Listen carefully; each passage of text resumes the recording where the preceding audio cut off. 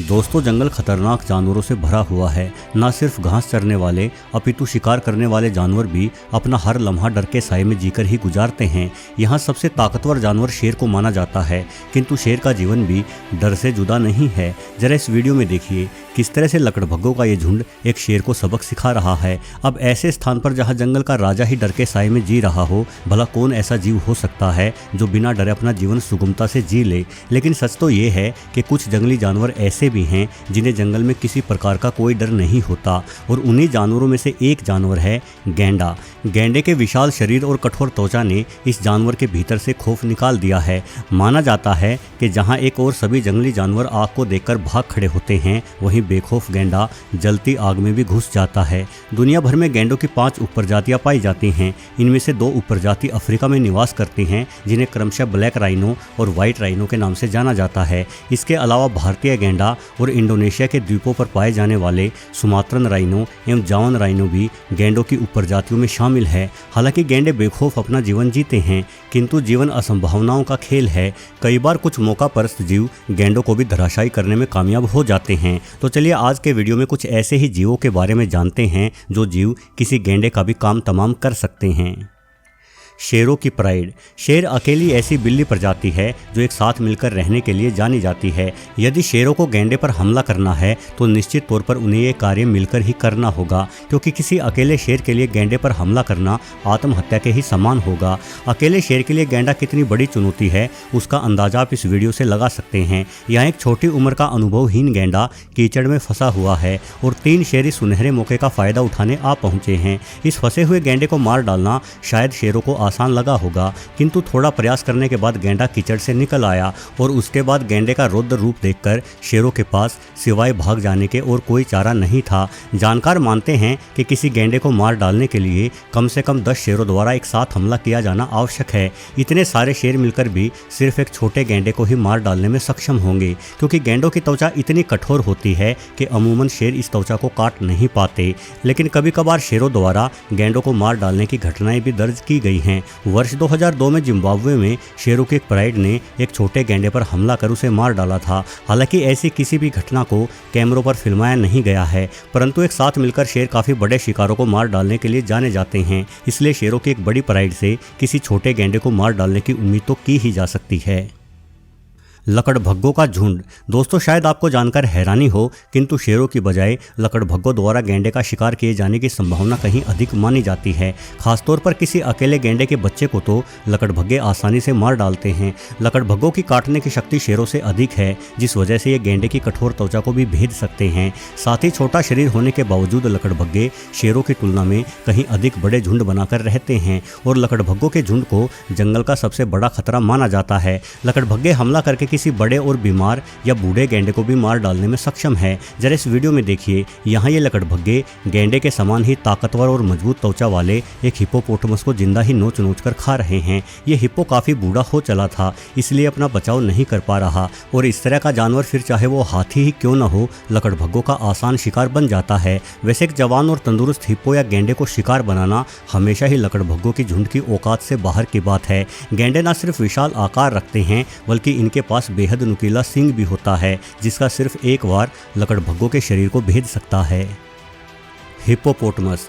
Hippo आकार, वजन और ताकत के मामले में करीब करीब गैंडों के समान ही होते हैं। साथ ही हिप्पो का जबड़ा सभी स्थलीय जानवरों में सबसे विशालकाय होता है। एक हिप्पो और गैंडे के मध्य विजेता कौन होगा, ये इन दोनों ही जानवरों के आकार और वजन पर निर्भर करता है। लेकिन जानकार मानते हैं कि यदि एक समान वजन वाले हिप्पो और गैंडे आपस में लड़ते हैं तो हिप्पो के जीतने की संभावना कहीं अधिक है। हिप्पो गैंडों की तुलना में कहीं अधिक हिंसक जानवर है। साथ ही गैंडे के सींग के मुकाबले लंबे दांतों के रूप में हिप्पो के पास अधिक बेहतर हथियार भी माने जा सकते हैं। जरा इस वीडियो में देखिए, यहाँ पानी पीने आए एक प्यासे गैंडे और पानी को अपना घर मानने वाले हिप्पो के मध्य में आप लड़ाई देख सकते हैं। हिप्पो तेज गति से हमला कर गैंडे को चारों खाने चित कर देता है। एक हिप्पो के पास करीब 2000 PSI की बाइट फोर्स होती है। इतनी ताकत के दम पर हिप्पो आसानी से गैंडे की मजबूत त्वचा को चीर कर गैंडे को गंभीर जख्म देकर मार सकता है। आमतौर पर गैंडे अकेले रहना पसंद करते हैं या फिर इनका झुंड काफ़ी छोटा होता है। गैंडों की तुलना में हिप्पो कहीं अधिक बड़े झुंड बनाकर रहते हैं और अनेकों बार हिप्पो एक साथ मिलकर भी हमला करते हुए देखे गए हैं और निश्चित तौर पर हिप्पोज के झुंड के सामने गैंडे का जीवित बच पाना संभव नहीं है। हालांकि ज़्यादातर मौक़ों पर गैंडे और हिप्पो एक दूसरे के साथ लड़ाई करना पसंद नहीं करते। हाथी।